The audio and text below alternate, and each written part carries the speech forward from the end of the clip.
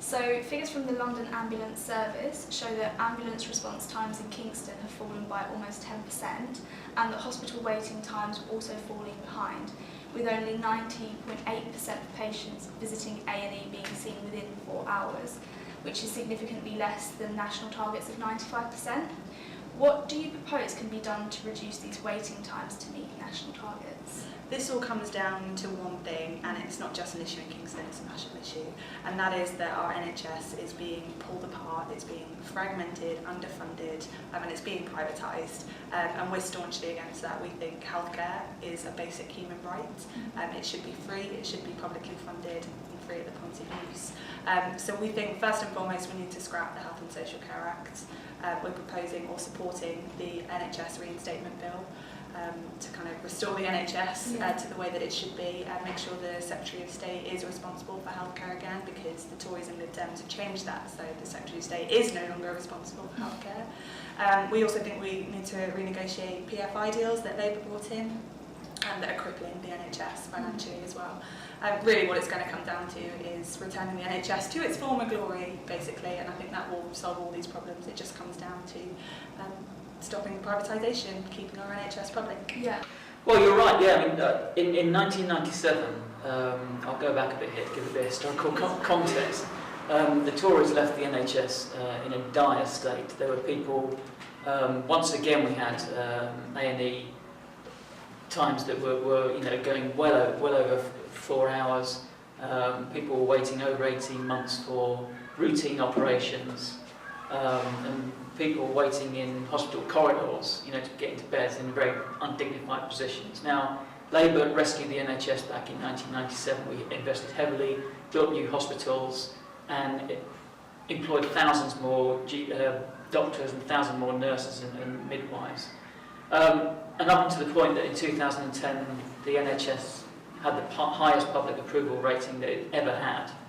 Now, since 2010, the NHS has gone downhill, as it does every single time the Tories get into power, this time aided by the Liberal Democrats. And they've underfunded the NHS, and they've embarked on a disastrous £3 billion top-down reorganisation that focuses the NHS, makes its key priority making profits for shareholders rather than focusing on patients. So the NHS sadly needs rescuing again, and the Labour Party are proposing a time to care fund, which will involve 8,000 more GPs, 20,000 more nurses, 5,000 more midwives, 3,000 more care workers, and we're going to integrate the mental health, social care and physical health into one health and care social system. But what that needs in order to get that done is a lot of integration.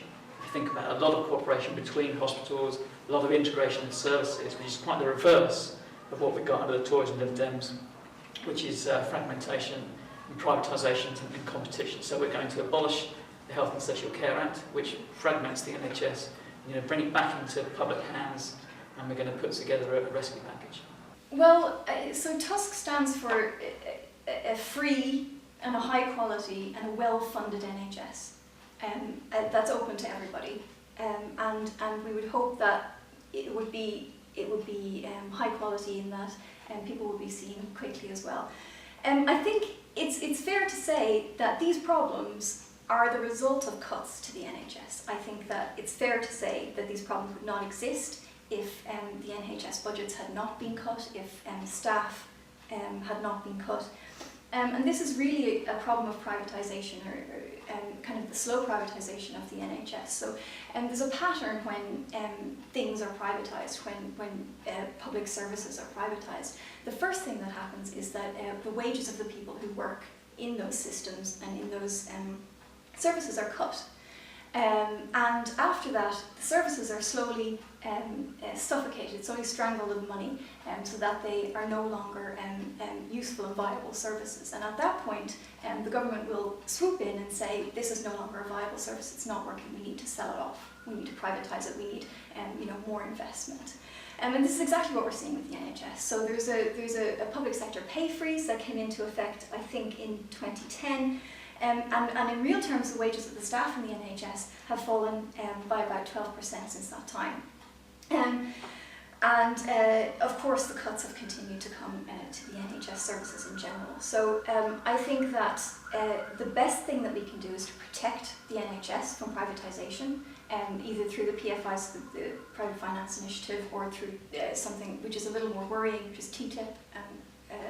Through TTIP. So the best thing that we can do is protect it, make sure that it's a service that is fully funded and is a service that we can still be proud of. You know, the NHS is one of the most kind of compassionate and humane public services in the world, and I think that we should fight to keep it that way.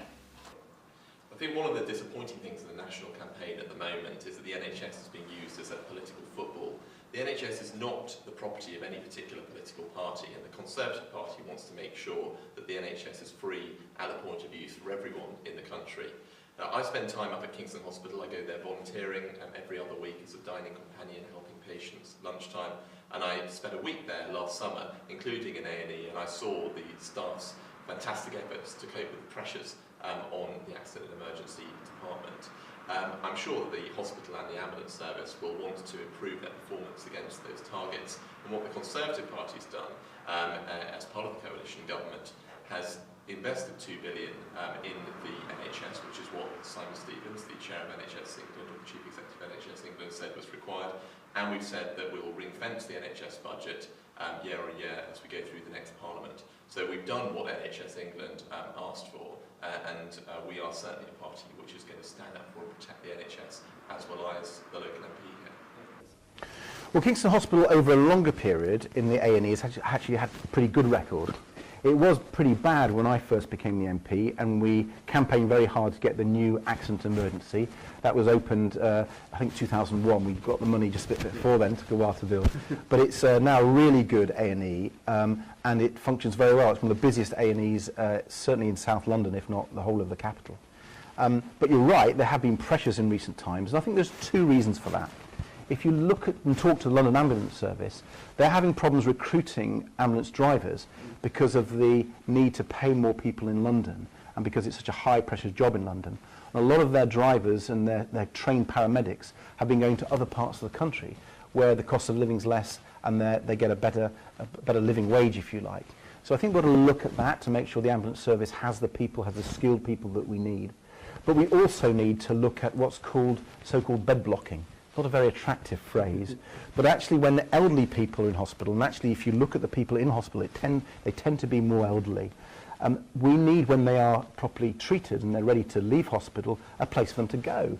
Sometimes that is back to their home, if the home can be adapted. Sometimes it's into a care home. And what's called the social care assessments sometimes take too long, and actually discharging them into a place that's safe and warm and comfortable for them, where they can get the care they need to rehabilitate, often takes too long. And that means that we haven't got the bed space. And because you've got not enough people going out quickly enough, that can cause problems for people coming in. So those are the sorts of issues. And when I talk to Kingston Hospital, I've visited countless times, and I talked to the chief executive, Kate Grimes, as the current chief executive. I've dealt with 3 of her predecessors. This issue about bed blocking is absolutely fundamental. So that's a job for the local authority, and local authorities not just in Kingston but across the southwest London, because Kingston Hospital deals with about 4 or 5 local authorities. So I want to see those incentives for them to act better to help the hospital improved. I think if we did that, we'd see Kingston Hospital performance going not just to the target but above the target where it used to be.